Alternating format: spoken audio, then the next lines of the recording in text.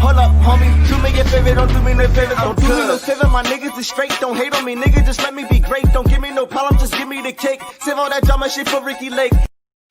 Save that drama shit for Ricky Lake. What's going on, people? It's the Mass Hysterical Show, Season 2, Episode 3. I'm your host, Alan Massenberg. The intro track you heard was from my guy, Tay Black. Yo, you can check Tay Black out on all social media, TayYyBlakk.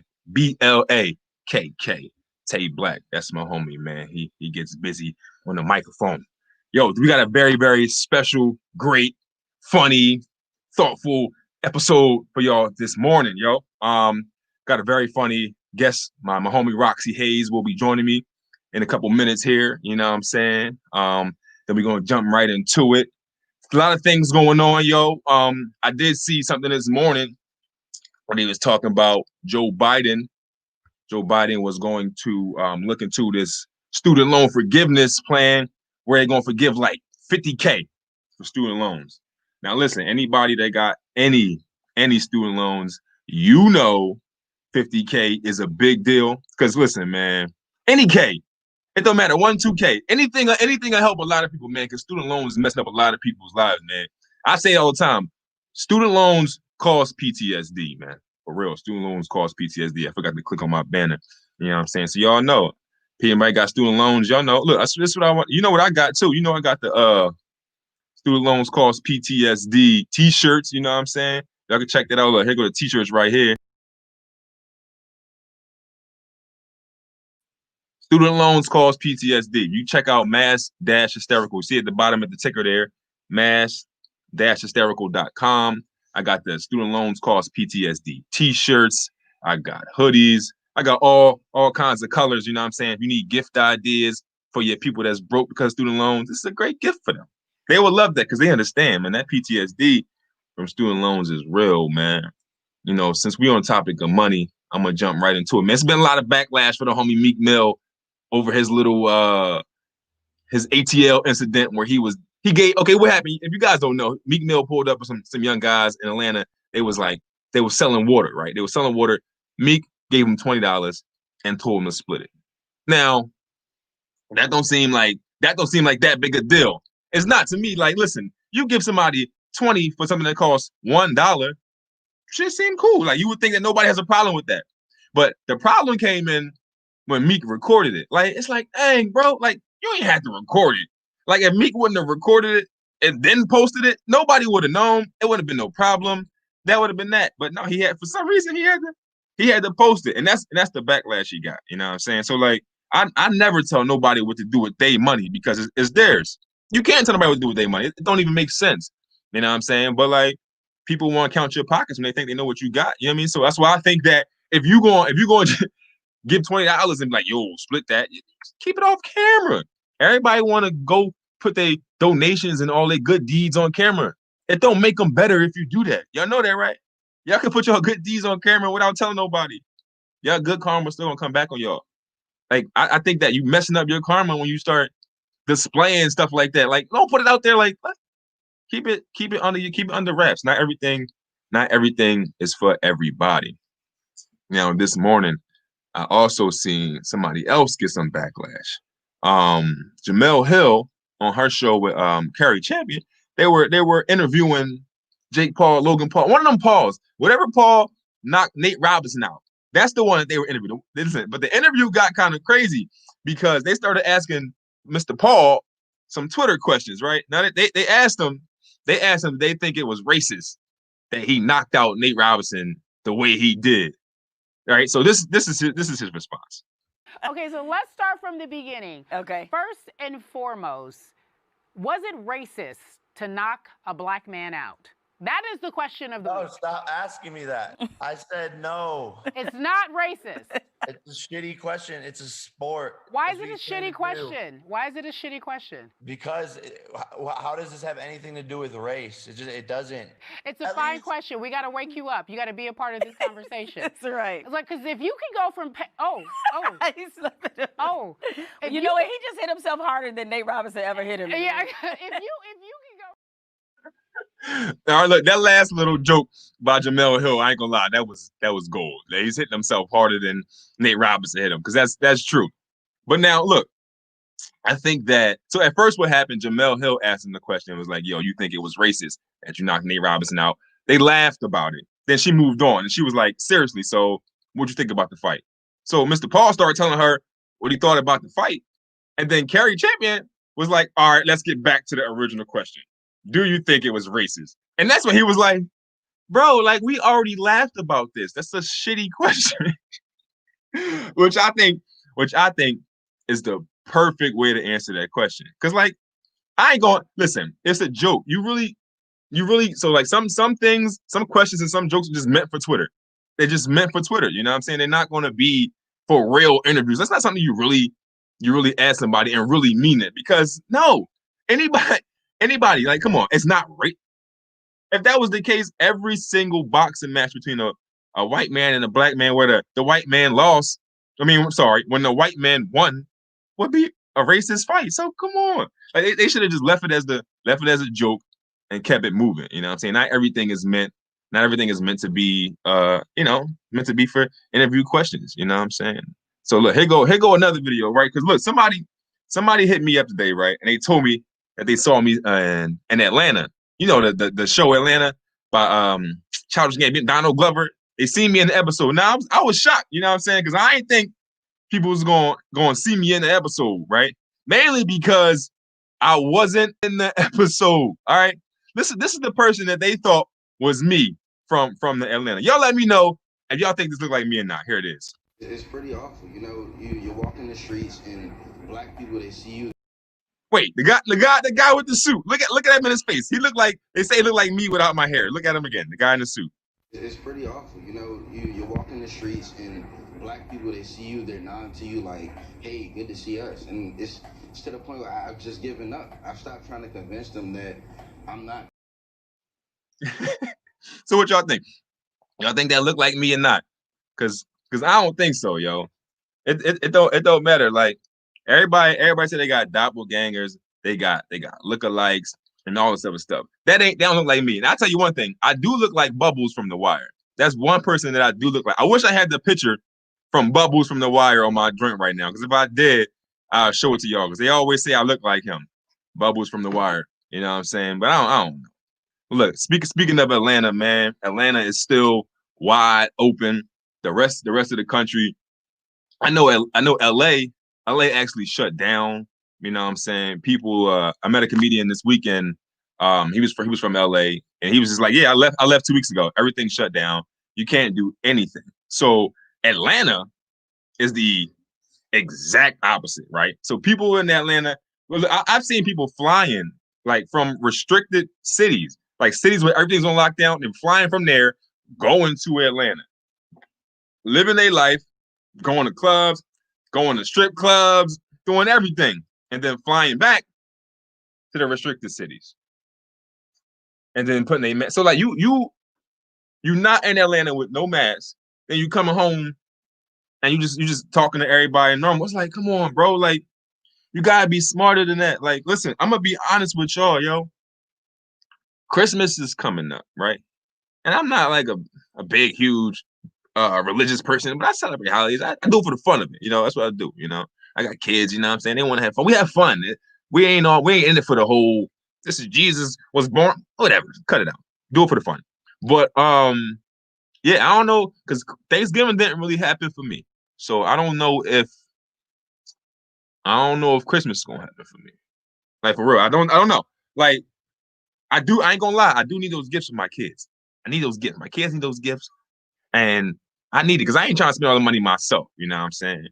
Like my man Rich said, that's what he said. Said I'll be in Atlanta for Christmas and I'm scared as fuck. I'm staying in a damn house. Right, Rich? Hey, Chef, listen, man. I'm afraid. But listen, the part that scares me the most is like if I already lived in Atlanta, it wouldn't be that big a deal. You know what I'm saying? But the fact that I gotta go there, I gotta get there. You know what I'm saying? Like I gotta get to Atlanta, and that's the part. So that's the part that like I'm afraid of. You know what I'm saying? Going on the plane, strapping up with the mask. You know what I'm saying? Like, do you put you gotta put glasses on, or you gonna put the shield? People be having a big shield on their face. They be like, you gonna sit there? You gonna walk to the airport like this? That's what you're gonna do? Like, listen, I ain't gonna lie.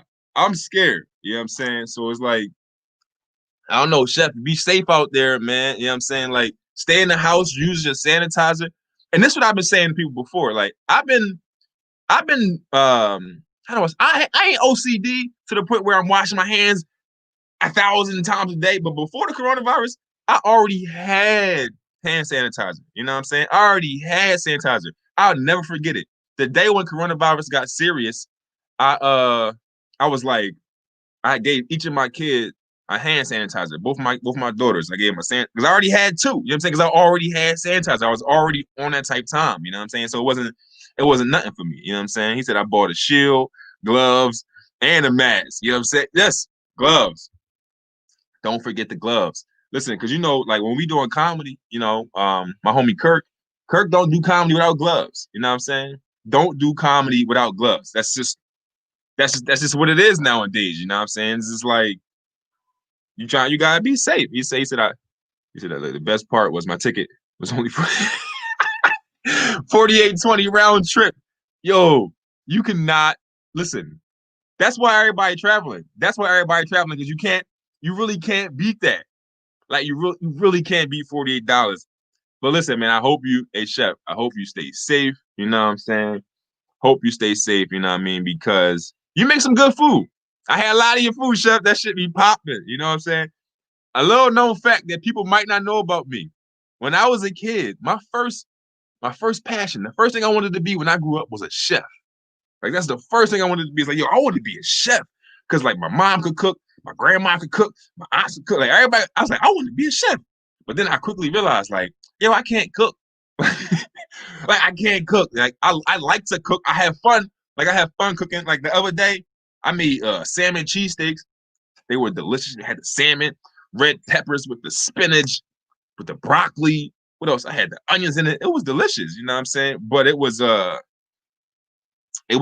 just I wouldn't sell it at a restaurant. Is what I'm saying. You know what I'm saying? I wouldn't sell it at a restaurant. But my guest, she said she hopping on. My guest is hopping on now, so we about to get this thing. Papa chirper crackulating. Papa chirper crackulating. That means it's popping, it's chirping, and it's crackulating. It's about to be popping. But yeah, man, I wanted to be a chef. But then I quickly realized, yo, I can't cook. Then my next thing was like, yo, if I can't cook, then I'm opening up a restaurant. You know what I'm saying? Open up a restaurant. And I was like, yeah, I'm gonna open a restaurant. And look, I still got this dream. Nicole said, okay. Yeah, see, I still got this dream of opening up a restaurant, right? I ain't gonna lie. And what I'm gonna do is, since I wanted to be a cook because of my grandma and stuff, I'm gonna open up a restaurant and I'm gonna name it after my grandma. Oh, that's lit. It's gonna be called Mary's. Mark my words. I'm only saying this because when I have my come up, when I have my little glow up, you know what I'm saying? And then get some real money, I'm gonna play this back. I'm gonna see. I told y'all on episode 3 featuring Roxxy Haze that I'm gonna have a restaurant named Mary's. You know what I'm saying? It's gonna be contemporary American food. It's gonna be soul food that's healthy for you. Healthy soul food, man. You can't beat that because that's what took my grandma out. My grandma, listen, my grandma made food so good and so unhealthy, it was crazy. You know what I mean? But that's what she knew. Like she only knew what she was taught from her mother. You know what I'm saying? They from Savannah, Georgia. You know what I'm saying? So they was soul food from the rip. You know, my grandma used to put salt on watermelon. Like that's how she was living. You know what I'm saying? My grandma did not play. So I wanted something to do. I'm gonna open up a restaurant in the name of my grandma. She said, look, hold on. As long as I can get a table and we can twerk while eating cheesesteaks. All right, look, this is what we're gonna do. We're gonna have a whole twerking section. Ain't gonna be no tables. It's just gonna be chairs. If you want to put your leg up on a chair, you can. That's just gonna be a twerking section. You know what I mean? Because you don't want the twerk air all this in my face while they try and eat they food. So we'll have a whole twerk section where you can get it popping. You know what I'm saying? It may have some stripper poles in there, whatever. You know what I'm saying? But I'm telling you one thing I'm not gonna do. I'm not gonna kick no black queens out for dancing and having a good time. Why would I do that? They're having a good time. Nobody is having a better time than a black woman twerking. Nobody. Like if you see a black woman twerking, she's at her peak happiness. That's it right there. And you always see their friends be hyping them up when they twerking too. They be like, hey, fuck it up, fuck it up, fuck it up, fuck it up. Hey, look at that ass moving. Hey. Telling you, Nothing is better than seeing a black woman twerk on her birthday. Girl, it's your birthday. Fuck it up, fuck it up, fuck it up, fuck it up, fuck it up. Listen, hey, look, nothing is better than that. I'm telling you. Hey, hey, look at that ass moving. Hey, look, real rap. One time I told that joke on stage, right? I told a joke on stage about black women twerking and like how it's one of the fun, like that's how you know they're having a good time. But then I thought like, what if men, when we had a good time, we start like twerking our junk, like, hey, look at that dick moving, hey. I know, that'd be crazy. And your homeboys, you'd be like, oh, hey, bro, look at that. Hey, bro, you fucking it up, bro. Look at that dick, bro. No. All right, it's too far. It's too far. Oh shit. Look at it. Oh man, that's too far. It's some homophobic. It's some homophobic dudes at home right now. Like he said, look at that dick. It's a joke. It's a joke. Relax. It's a joke. She said. She said, I'm here for the helicopter. I'm out. Where's my guest? She said, I'm here for the helicopter. Oh my God. For any white man that doesn't know what the helicopter is, because I'm just assuming you can't do it, is where you make your joint go like this, like with your pelvic thrust. With your hips, you make your joint go like this. This is going off the rails. This is just this was a family show. This thing just went off the rails. Oh man. Oh, let me see. Where my guest at? Look, I want you to check out the ticker at the bottom of the screen. It took me time to make this too. Let me see, I'm gonna turn it off. Turn it back on. There it is. Follow my Instagram, yo, at Alan Massenberg. You know what I'm saying? Donate to my Venmo. It's also at Alan Massenberg. I got the merch, masshysterical.com. Oh shit, my guest is in the building. Guest, if you can hear me and you're ready, give me a thumbs up. Just give me a thumbs up if you're ready to go. Oh, it's about to get popper chirper crackalating. It's on and popping. Ladies and gentlemen, I'm excited for this one right here. Got a very funny individual. She is the host of the Love on the Rocks show, part of the All Deaf Squad. Ladies and gentlemen, put your hands together for the very funny Roxxy Haze, y'all. Roxxy Ooh, Haze. Can you still hear the motherfuckers cutting? My voice gone. You still hear the motherfuckers cutting grass? No, I can't. Okay. We good. I don't hear nothing at all. So how you doing this morning? How you doing this morning? Can I curse on here, right? Yeah, you can fuck it up. Yo, yeah. I'm high. I got up early. I was like so excited because I was so hyped because I'm working on like being on time to shit. I was like, yeah, I'm about to be on time to this shit. And then they was like, nope, let's cut the grass with some loud ass scissors. And imagine if they really cut grass with scissors. How long that would take? you be doing that. They be doing that shit till tomorrow. You know what I'm saying? So look, yo, I'm glad to have you on the show. Yo, I really am. I'm not gonna lie. I was nervous to hit you up because I didn't know if you was gonna be up this early. Because I think. So you in Houston, Dallas? Where you at? I'm in Houston. So yeah, I usually get up like 5 in the morning. So I try to work out early in the morning. I definitely did not today because I was just so high. So, but yeah, I'm usually up. I like doing stuff like this earlier anyway. Mm-hmm. When I want to talk. So. Yeah, I'm glad because I was prepared to pre-record this joint if we had to. You know what I mean? So I was like, I wanted to get Roxxy on this. So the first thing we're gonna do to get this show started, right? I got a segment on my show right now. It's called Questions from My Kids. Now, that's literally what it is what it sounds like. I got 2 daughters, they're 9 and 13 years old, and they can I smoke on here? You can do whatever you want. Okay, cool. Let me put my fake glasses on too, because I didn't.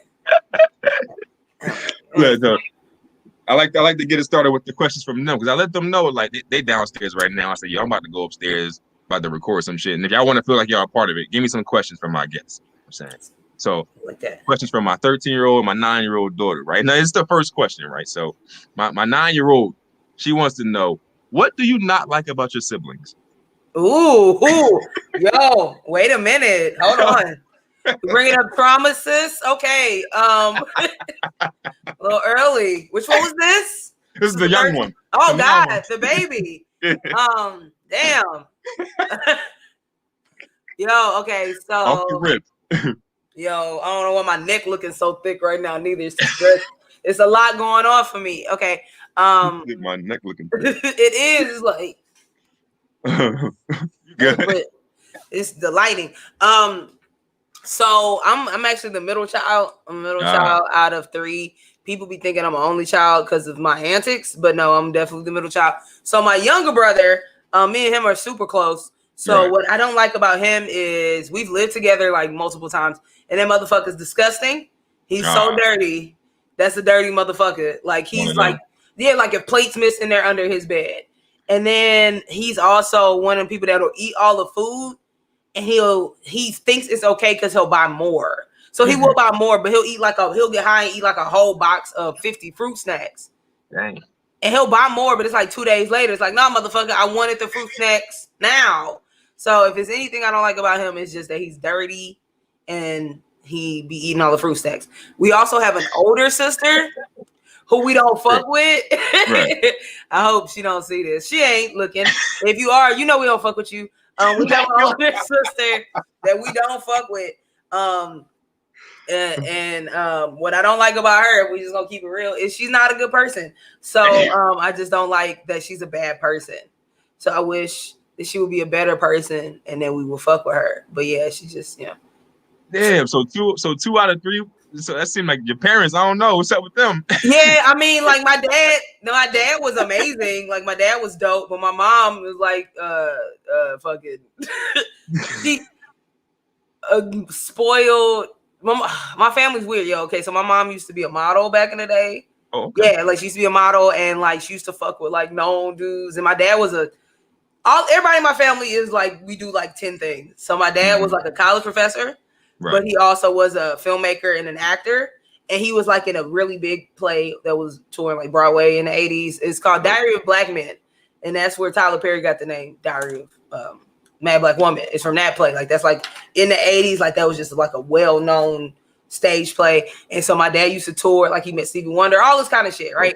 So yeah, so my mom was like a gold digging bitch, basically. So like, yeah, she was like a bopper. And so I'm so mean. And so basically, you know, they was cool doing shit, and then they had my sister, and then, you know, they were still cool, and then they had me. And she was like, oh, shit, get real. Like, I got to be a housewife, but she's a lazy bitch. So, like, she just wasn't doing what she was supposed to do. Then they had my brother, and then she, like, was cheating on my dad. And then, like, they used to be swingers, too. I have a whole life story. It's a lot going on. Yeah. But, like, they were swingers. I found a video. That's why I don't watch porn. I found a video of them. Wait. Was it both your parents in the video? It was both of them. She was slobbing knob at an orgy, bro. Like, So... You were meant to be a comedian. I have to be. I would kill myself. I've already tried multiple times, but like it's just so. Look what your 9-year-old did. Show her, tell her what she did today. By bringing up that question, what don't you like about your siblings? My mama does crack. So I'm trying to kill myself. Wait. So my mom was cheating on my dad, and she used to take us to the dude's house. Like, yeah, she used to take us over there. And so my dad found out my mom was cheating because like my little brother, he was like maybe like 2, 3. He was like, I went to my other daddy's house today. Yeah. Wow. So my mom like lives in Houston, but like we would not see her for years at a time. So like, but my sister spent more time around my mom because they got divorced when she was like 11. So that's 11 years of her being like around this terrible woman. Who, so she acts just like my mom. So she's like super selfish, super self-entitled. Like, she wanted people like, when we fell out, she was like, you've never helped me. And I was like, bitch, when I was a teacher, I was giving you $200 a month. And she was like, I don't remember that. So it's like shit like, yeah, shit like that. So it's just, at first I was still trying, but I read a lot. And so I was just reading all these different books. Like, you don't have to keep toxic motherfuckers around just because they're family. So I said, you know what, bro? I don't really fuck with you or your husband. Y'all don't really treat you. I don't like how y'all treat your kids. You're not a good person. So I'm going to go away from you. Yo, she has sent me an email. I want to read it. I want to say is, I'm sorry to hear that. I hope. No, look, really, I genuinely mean this. I hope you guys can reconcile and things. Nah, bro.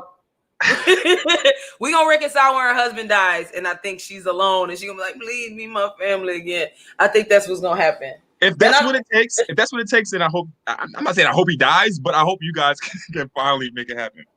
You know what I'm saying? So that's okay. Look, I got another question. I'm gonna ask you that after I ask you this question. So I got another question for my other daughter, and then we're gonna get to the. Is it worse than? It's not that bad. So it's the question is, what was the worst chore you had growing up that you find yourself not wanting to do now? Oh, dishes. Like we had a dishwasher, but it was like broke forever, so we didn't do it. So like when we get in trouble, we would do you had to do the dishes, and so I would hate that shit. And so like my brother ended up getting in trouble real bad one time, and so he just ended up doing the dishes till I moved out. Like that was his chore. So that's why he really hates doing the dishes. But like even now, I hate him. Like why y'all not just done? Because even if you put them in the dishwasher, you still gotta clean them before they go in there. So I'm like, what the fuck is the purpose of the dishwasher? If I gotta do any work, I shouldn't have to do shit. I agree. Listen, I agree 110%. I agree 110% with you. That's one of my lifelong dreams is to own a dishwasher. I've never had one. You never had one? Never ever. It's not. You still gotta wash them. Like you still gotta like clean them off. Yeah. Before you put them in, so like you still doing 50% of the work, which I guess whatever. But they just be sitting there looking at you stupid. It make your whole kitchen look dirty. Like I hate doing dishes. Look, I do too. That's the only. I don't own a dishwasher, but I do got 2 kids, so it kind of balances out. Yeah, so they do. You the dishwasher. That's some black parent shit. You the dishwasher, right? My daughter said to me, go ahead. No, I was just saying one of her chores is doing them, and she don't be. Yeah, that's why my daughter asked that, because she has to do the dishes. She even said to me, she said, "Dad, you need to get a dishwasher." And I told her, I said, "Yo, I just got one. It's in the kit. It's in the bathroom." She said, "The bathroom? Where at?" I said, "It's in the mirror." She said, "Oh." She was mad. Yo, kids hate having comedians as parents. Like that shit. That shit is not funny. Right. I'll be livid. So how old is your daughter? My daughter just turned 12 last month. So you're in the same age bracket as mine. Yeah, that's why I was laughing. I was like, "Oh, these questions gonna be hilarious." Because if we're gonna be, this is like my favorite age of child. Like this is the age like I could talk to her. She's still young enough to want to like hang out with me, but like we can have like actual conversations. It's dope. This is a dope age to me. It is. Now here's something that I want to ask you too. How do you feel about posting your daughter online? I don't. I used to. I stopped posting her when she was like 4 or 5. Right. Because I've been doing like online shit since she was like for 10 years now. So since she was 2, I've been doing stuff online. But I don't. Number one, because people are fucking weird. And so like I had posted this video of us singing Call Me Maybe. Like how old is that? And then somebody was like, "Oh, she's beautiful. She's gonna grow up sexy like her mom." And it was that that word sexy. That I was like, why are you associating sexy, which means to want to have sex with a child? And I think in their mind, they're like, "Oh, it's a compliment." I'm saying like, but no, it's not. Like you're associating sex with an infant. So it was like shit like that. Or just like people would try to use my child to like try to have a conversation like, "Oh, does your daughter want a present?" That like weirdo, why are you? Yeah. So it was that. And then also like I post a lot of sexually explicit like jokes or videos. Like I'll be posting like half naked on Instagram. So I don't be wanting to post half naked. And then the next thing is like me playing with my daughter. Yeah. It's weird to me. I got some friends that are like Instagram models. So they just be posting with their ass out. And then the next picture is them like hanging out with their kid. And I'm like, yo, I came here for ass. Why? Like, I don't want. Right. I came here for ass, not this annoying ass. Yeah, I don't give a fuck. But it's just, to me, it's just weird to be posting something that's sexual right next to a child because it's how our minds work. Like, now I got to switch. Yeah. So I'm not even about to, I feel like a lot of the Instagram models and strippers that I follow, I feel like they be letting their kids thrive in the stories. And I'm like, your profile picture is butt cheeks, but I click on the story. It's a story. It's a kid playing. I'm like, it's confusing. Like, you know what I mean? So like me, I don't post pictures of my kid. I talk about them all day, but I stopped posting pictures because I had a similar instance where one time, this is probably like 2 years ago before everybody was on TikTok. It was just kids. It was just kids. And I had put a post up like, yo, my daughters on TikTok and they always making these kind of videos, right? And I left it. It was a stupid joke, and I left it at that, whatever. And one of these comedian ass niggas, don't even know how, found my younger daughter's TikTok. Oh nah, that's weird, bro. Like that's weird. And now it's like, now I gotta beat your ass. Right. I didn't even post her name. I didn't post her tag or nothing. But somehow he found it.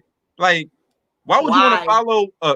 She was like 7 at the time. Like, why would you want to follow? I mean, like, yeah. And just if to segue off that, comedians are fucking weird. And so I also was like, I'm not gonna give you any.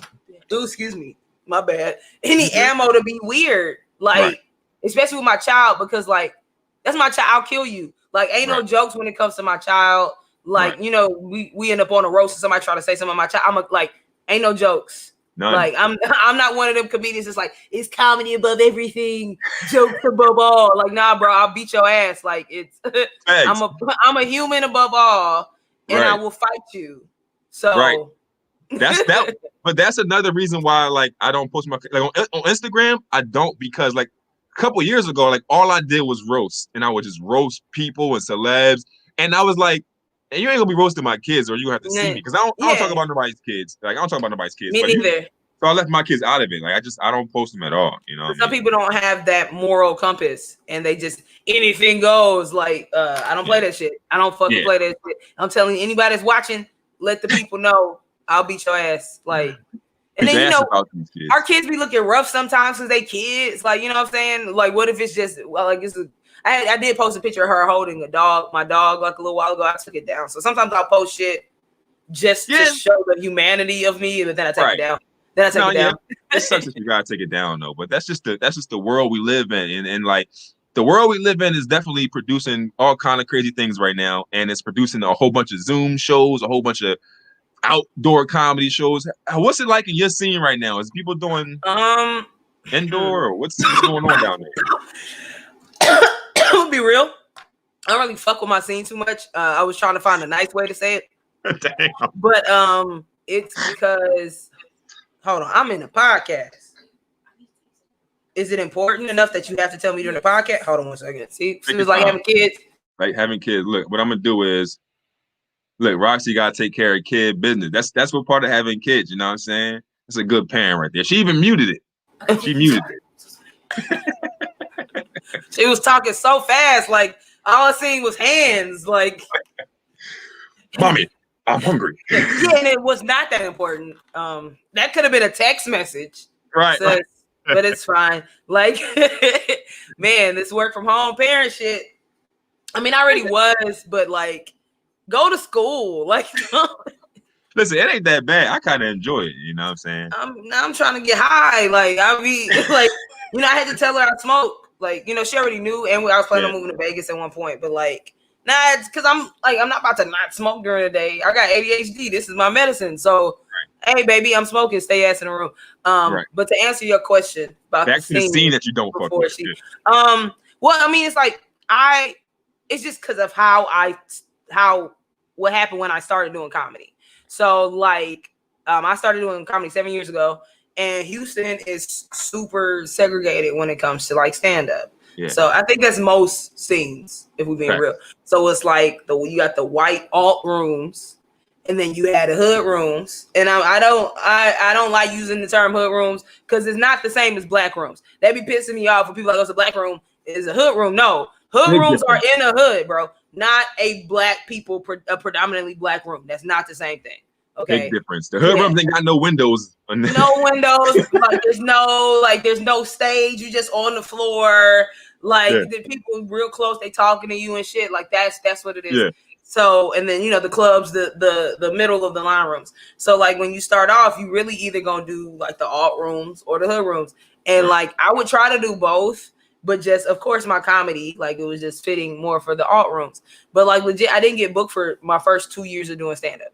Like I was doing stand up for 2, like not even for a free show, bro. They was not fucking with me, and part of it was because at that time, like social media was super frowned on. So I had a YouTube channel, but I had like 200 followers. Like that's not shit. Like I was just doing rant videos, but because of that, like they were like, "Oh, she's one of them social media comedians." Yeah, and you already know how the comedy purists, if you do social media, oh, you suck. So it's just like, but I basically kind of started that. Well, I started like 3 years apart, but I did not have a following. I was just doing YouTube. I was singing, doing all that kind of stuff. I hadn't gone viral. I'm just now really going viral. Side note, if you on Twitter, please go follow me on Twitter.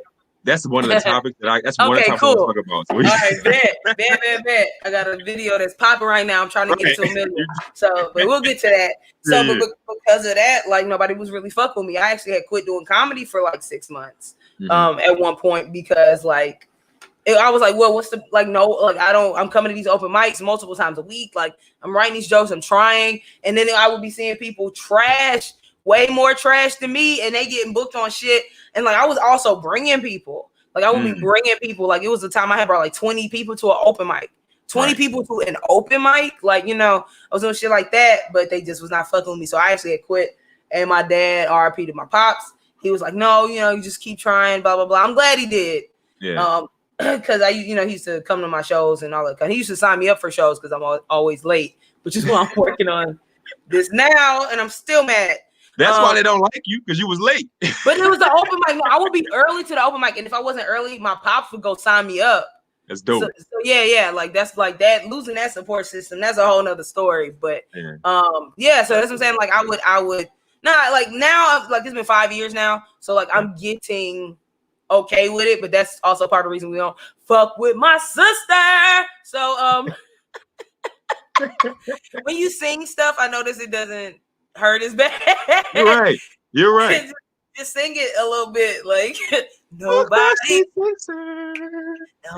loves me. So when you so they wasn't fucking with me. I just started doing my own shit. I got a homie named Chinadu Ogu in Houston, and he is so known out here now. I'm just so happy for him.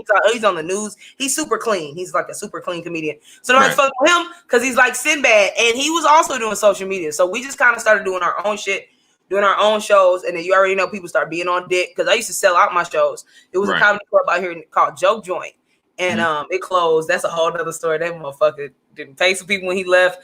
That's another story.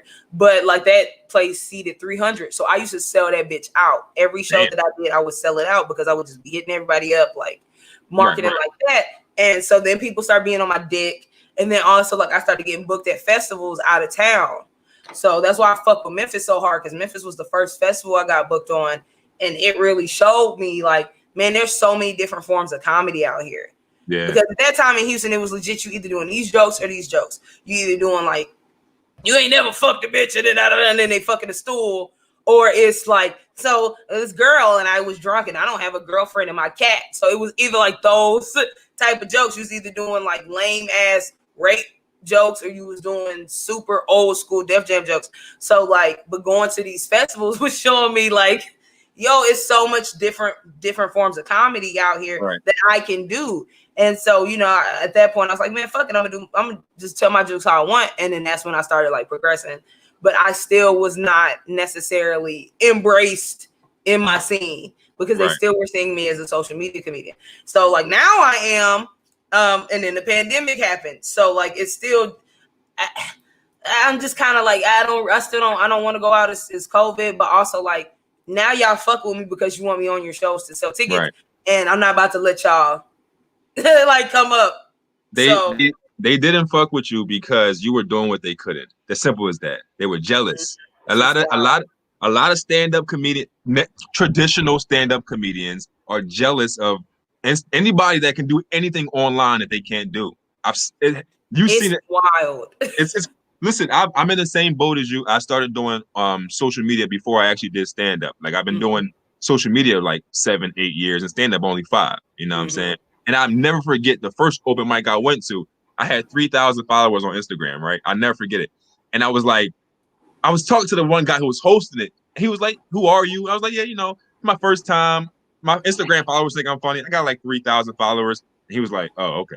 And like, he like gave me like this cold shoulder. Yeah, like oh, okay. I was like, why? I just tell him. He didn't like that. He didn't like it. They don't like that shit. And then I used to bring like my business cards because like I have a degree in marketing and advertisement. So I know like you got to put, so they just hated me. They hated me because also I'm likable. So like, you know, like you said, people just don't like what they can't do.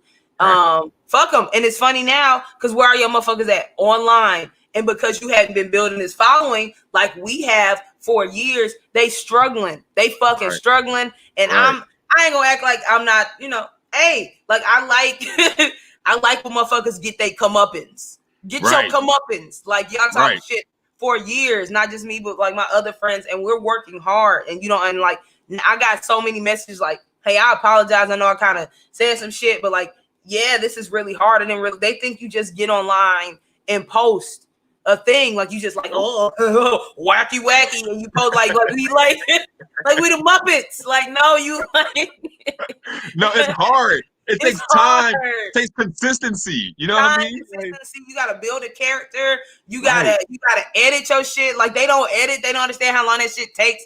Like and then to figure out what people like, it's a lot of trials and errors. Like you said, you've been doing it for 7 years, I've been doing 10. Like that's a long time to try to figure out what motherfuckers like, and to also still not be famous. Like, like still be broke. Still be broke, bro. Like come on. Like these are not real glasses.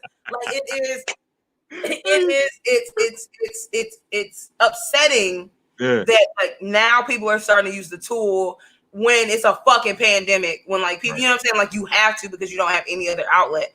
So like but it just feels good to be the motherfucker that's able to do shit because you already were doing it and you understood what social media was. Correct. And going viral is not easy. And for somebody that has just gone viral this week, yo, congratulations, yo, because that video you put out has been moving. I've seen it on. I know things have been moving when I see it from other people on every network. Yo, like, you know what I mean? Yeah, it was, man, the wild thing is. So hold up. So tell people what kind of video you made. What was the video? Okay, so the video was, I'm so high. The video was a parody of the Sum 41 song Fat Lip. It was me and a couple of my homies, and we literally shot a music video. So the dude that shot it is one of my dad's friends. Like I've known him like since I was little. He shoots music videos for like Trey the Truth and like Zero and all of them. He used to shoot music videos for them. So he's been shooting music videos for a while. So we have been talking about shooting music videos for my mixtape because I rap too. So I be I didn't know that. Yeah, I do nerdcore rap. Nerdcore. I do nerdcore rap. I'll spit some bars later. But so I was just like, I want to do this. I love this song. I would love to shoot this video. I think it's just funny. And we shot this shit in April. And he ended up having a baby. And so like I just now got the footage last week. 9 months later. Yeah, because he just was going through so much. It's his first baby. He's an older dude. And so he just was like stressed out, and then COVID, and then he has an older father. So it was just like he was under a lot of stress. Yeah. And so I was just like, fuck it. I'm going to just, you could just send me the thumb drive and I'll edit it because he's going to edit it. And I was like, fuck, I can edit it. Like, and so I edited it, and I usually do not post videos at night. I usually try to post them in the morning unless it's some shit that I don't care if people see it. But I posted it like 9 o'clock at night. It was getting some views, and I went to sleep. Yo, woke up the next morning, it had 90,000 views. And I was like, oh shit, it's viral. Like I was like, oh my God. Because like the most views I usually will get is like 20,000, 30,000. So I was like, oh shit, it got 90,000 fucking views. And so like I screenshotted it and I made a group chat with all the people in the video. I was like, yo, look at this shit. And then I refreshed it and I was like, wait a minute, 150,000. What the fuck is going on? And I refreshed it again. 30,000. I was like, wait a minute. And then like I started checking my DMs. One of my friends was like, hey, Riot Fest had retweeted you. So Riot Fest is apparently this huge festival in Chicago that I'm probably gonna get to go to next year. Right. That has like My Chemical Romance and I think what was it, the Pixies and like all these like punk rock bands. And I love that music. So it's like, oh shit, they retweeted it. So it's like thousands of people sharing it. And then like Zach Fox followed me, who like is fucking hilarious to me. So he started following me, and then like Holly Berry retweeted it. That's the one. When Holly retweeted it, I was like, Holly, oh, that's my childhood crush right there. Hold on, there's children over here now. I am in a podcast. See, I ain't got a project. That's what she needed. Can my friend come over to help me? Yeah, I ain't doing no goddamn project. She know to ask. She asked you things right now. Yeah, I know. And I be knowing. And so, but I just kept and it's been up since the 3rd. And right now it has 950,000 views. So almost at 1 million. And so I'm like, y'all just keep retweeting it. But it was just crazy And your Twitter is at Roxxy Haze. At Roxxy Haze. If y'all can share it, help me get that last 50,000, yo, I'm gonna cry. Because like it was just so dope. Because like I said, I've been making videos for 10 years and I've had some great interaction with videos. But like for me to make that video with my friends and for people to like it just resonate with so many people that they want to just keep sharing it. And like the comments, it was really the comments. I'm super emotional. I'm a super emotional person. So like the comments was like, yo, this is relatable. Like, where were these people when I was growing up? Like, man, it's great to see Black people like being themselves and enjoying. So it was really just that video just resonated with so many people. You going to poop? My daughter's friend going to poop. Yeah, I'm embarrassed. She going to shit. Ew. You gonna poop? I'm getting a chair. You was going to poop, but you're like, I'm gonna hold it. I'm gonna hold it. I'm not gonna be on the podcast today. I hear how you go viral. So that is funny. But yeah, the video. Listen, the video it definitely showed a lot about you because a lot of Black people don't even know nothing about that scene. You know what I'm saying? And you are, you talk about your blurred. You know what I'm saying? Yeah. Black nerd. You talk about it a lot. You know what I'm saying? Was that tough? Was that did you know you were blurred all your life, or you just? Yeah, like I'm so high. Well, first, before I answer that, like the funniest part to me is how rough I look in the video because that was on purpose, and I was so happy because I'm like, yeah, I could look a little rough, but like, don't forget I'm a bad bitch. But like, I like when like people like my stuff where I'm not super glammed up because like I like that people find me attractive, but I also like I'm a comedian. So like I really always want to have like that Lucille Ball swag where like Lucy was a fucking model before she started doing comedy. But do they talk about how bad of a bitch Lucy was, or do they talk about how funny she was? You know what I mean? Like I want it to be about me being funny. So that's what make that video super dope to me personally. No, I agree. I can relate to that. Trust me. He's like, I'm light skinned, I'm cute. I don't want to be cute all the time. Like the motherfucker got jokes too. So no, but it's that whole thing. But growing up as a blurred was definitely hard. Also because like it's going into more family shit. So like my dad was a college professor, but we were also very broke. So we stayed in the suburbs, but we were very, very broke. Part of the reason was because my mom like stole a whole lot of money before they got divorced. Like, and she stole his check. She was just doing some janky shit. So we were like legit were always in debt. We were always in debt. And so like I was a blurred. I was bad built. So like I'm just now getting the body, like, you know what I'm saying? Like a couple years ago, I started getting like smaller, but like I always had way more titty than ass. You know, that was bad built. You was built like a mallet. Like an ice cream cone because I was fatter too. So it was just like so much at the top and just so little at the bottom. And it just was like, and then we were broke. So like I'm buying Walmart clothes before they were like nice. You know what I'm saying? And then like Payless shoes and shit. And then I'm out of the area I live. Like I said, I'm in the suburbs. So all these motherfuckers wearing J's and all this nice shit and big ass shirts, Soldier Boy face ass boys. And I just, you know, so I already it was that whole thing. Like my middle school was way more diverse. Like I had a whole lot of Asian friends. It was more mixed. And then my high school was legit Black people that made money that wanted to be hood. Right. So like it was that whole dynamic. And then the school was so small because it was new. So like it was just 2 grades. It was 9th and 10th grade, and they added a grade in every year. So it was super small. So like everybody knew everybody, all that kind of shit. So like motherfuckers used to try to bully me, all that kind of stuff until I started beating people's ass. And then it's like, oh, she's crazy. So I'd rather be the crazy bitch that you leave alone than you talking shit about me. Facts. When I'm trying to learn. And then I'm trying to learn, bitch. Like I came here to learn. So it was that, and then also being a blurred and not being able to buy the shit that you wanted. Because being a fucking blurred is expensive. Like getting all the comic books, being able to go to all the movies, all that shit is expensive. And we're broke. Yeah. So I'm not even getting to fully indulge in stuff that makes me happy just because I don't have money. Yeah, I never thought about the struggle of being a broke blurred. Yeah, it is because then even within your community, motherfuckers talking shit because you can't, or you don't have the. Now I gotta beat your ass. So it's just like, so it's just like now that's why I just, if I see a toy I want and I can afford it, I'm gonna buy it just because I wasn't able to. And it's not like my dad wasn't like, I'm not buying you that shit. He just legit didn't have the money. He got 3 kids and he's a single father. So you know what I'm saying? So it's just like that kind of stuff. So And then just being depressed, feeling unattractive, feeling like nobody liked me. Like the suicidal shit was, I used to be like super duper suicide. You want to hear a funny suicide story? If you got one, I would love to. It's not even funny. So like, okay, I had a boyfriend. His name was Don King, and which is already, and so like he was he was like my first like boyfriend, and like. And so we were dating, but people always used to be like, he only dates the ugly girls. He only dates ugly girls. So like that was already a thing. So I'm already just like, oh, I'm so ugly, but I have a boyfriend, but he only dates ugly people. I remember he had brought me like a Valentine's Day present because he was rich. He stayed down the street from Kelly Rowland. So like he used to buy me like so much stuff. And so he had brought me like a Valentine's Day present to my class, and it was like a whole lot of shit.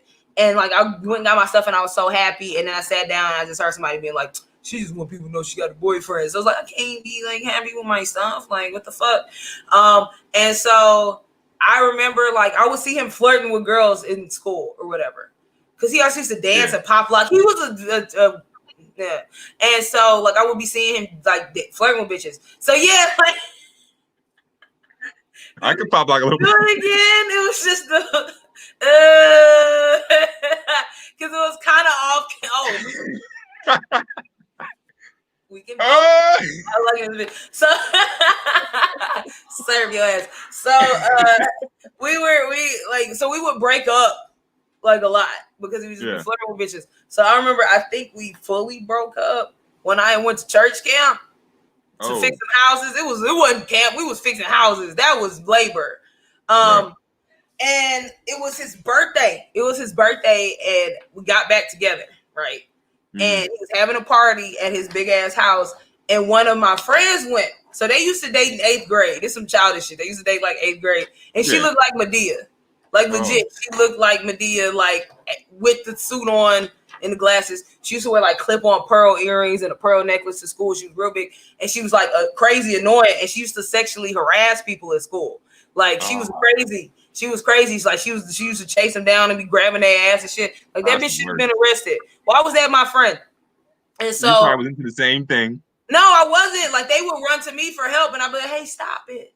Right. I would save them from being assaulted. So, but she went to the party, and so like I had broke up with him like 2 days after his birthday for something unrelated.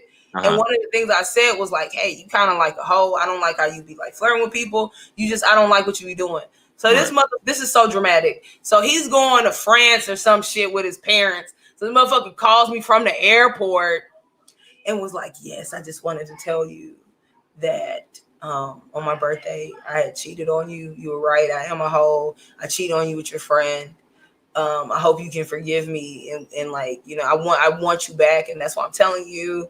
But like, you know, blah blah blah." And I'm like, we like 14, 15. Yeah. So this is just like, oh my God, my friend. So I called her and she was out of town, and I left her a voicemail. This is such an old story because you remember like each family member can have a voicemail. So I was just like angrily, I was like, "Oh bitch, 4." And I was like, "Bitch, when you get back in town, I'm gonna beat your motherfucking ass. I'm gonna walk to your house and I'm gonna beat your fucking ass." And then I was just like so distraught because once again, I'm like, who's gonna like me? I'm so ugly. Nobody likes me. And I was like, that's it. I've been wanting to kill myself anyway. Today's the motherfucking day. So I was like, yeah, it was so unnecessary. So like I tried to strangle myself. I tried to strangle myself with a tie. And I was like, die. And my little brother walked in. And he's like, "What are you doing?" And I was like, "Leave me alone. I'm trying to kill myself."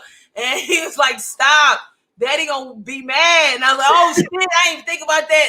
So I took the tie off. I was like, "No, I don't want to die and get my ass whooped." I was more afraid of getting my ass whooped than death. I was like, "You about to get your ass whooped up in heaven?" In heaven, like, "I'm gonna kill your motherfucking self, huh?" Like, so. Your dad probably was like, "She killed herself, and that's my good tie." And my good tie, bitch. That was the Father's Day tie with the silk backing. So well, I'm glad you didn't do that, and I'm glad you're here with us to continue to spread joy and go viral for us. Because listen, man, I love to see it. I was so happy. I was like, yeah, Roxxy went viral. We need to talk about that. That's what I'm talking about. So look, I want to say thank you, yo, because this was a good conversation. I mean, this was a lot of fun. Is there anything you want to plug or let the people know before we get out of here? Yeah, so I'm blocked on Facebook. Is this streaming on Facebook? So I'm banned from Facebook for 30 days. Ain't that a bitch? But I can't promote my show. So I have a show this Saturday. Is my unbirthday show. So my birthday's on December 22nd. But I always do an unbirthday show that's not on my birthday because who's doing some shit by Christmas when you're not famous? You know what I'm saying? Like I'm not. I got you. That's Kevin Hart numbers with it. Like I want to spend my holidays watching you. So I do it on the 12th. So it's this weekend, and it's a virtual show. Okay. So if y'all want to get tickets, you can check it out at roxyturns32.eventbrite.com. Also, you can just go on my page. You can cash at me with your name, all that shit. The other thing is I'm on All Def, like you said earlier. Right now I'm on All Def Cannabis and All Def Gaming. Sometimes they put me on the main page, but that's my main one is Cannabis, as you can tell. So go follow All Def Cannabis on everything because we like get shadow banned. Anything with weed gets like shadow banned. So you have to fully type in the name in order for it to come up. So it's All Def Cannabis. Yes, trash. All Def Cannabis on YouTube, Instagram, all of that shit. And then I'm on everything. I'm literally on TikTok, Twitter, Facebook, Instagram, Twitch. Follow me on Twitch. That's the last thing. My Twitch is Roxxy Haze. And a lot of people don't know, like, even if you don't have a Twitch page, you can still watch stuff on Twitch. So I just learned that. that. Twitch is fucking dope. You got Twitch? I don't have, that's why I don't. I didn't. You know, I don't know if you know this, but I be like so against new shit sometimes. It's to my detriment. I know it. I know. But it's just so much going on. I got these Facebooks. I got 4 Instagrams. I got Twitter. I know. You're right. I know. You're right. No. I'm gonna have a look. I'm gonna mark my words. I'm gonna get a Twitch. I'm gonna start a Twitch. Yes, you want, because the other thing is like this podcast, you can stream it on Twitch, and like Twitch has an audience already. So like you'll get people that just like watching podcasts, watching your podcast, and they send money. Like Twitch, like Twitch has been the only social media platform that I have got paid on from them. Wow. Because like it's if you already have a following, it's kind of easy to get some of them over there, and then you'll get some new people, and then you become affiliate, and that's when you can start getting paid. And then they can pay you within the app. It's called bits. They pay you with bits, which is like a penny, but people will give you like, because it's a penny, they'll give you like 500, so you're getting $5 off top. Right. It's just shit like that. So they paid me within like a month of me being on there. But I do different streams on there. Like I play the ukulele, I do like sing-alongs, all that kind of shit. But one of the things I do is called Love on the Rocks. Do you have a girlfriend? Yeah, I do. God damn, I'm just gonna try to have you on there. See if she ain't tripping, let me have you on there. We talk about the details of the show. Okay, so Love on the Rocks is basically a dating show where I find penis. She ain't gonna let you be on there. Tell her it's fun. You'll get some followers. But like this week, I'm having the arcade tokens on there. That's Patrick Cloud, Will Ferrell, and Cleo Thomas. I always be like the dude from Holes. So they're gonna be on there. It's gonna be really fun. So that's Thursday at 8:30 Central. So yeah, it's really fun. Yeah, I'm gonna check that out, and I'm gonna set up a Twitch. I'm gonna do it. I'm gonna do that. I didn't know niggas was getting paid straight out like that, so that sounds good to me. So I'm gonna do it. So Roxxy Haze, again, thank you. This is a great episode. Thank you. Everybody listened and commented. Thank you. If you see this, like it and share this. I mean, everywhere. So again, thank you, and take care. And we'll definitely be in touch in the future here. All right. Peace. Thank you.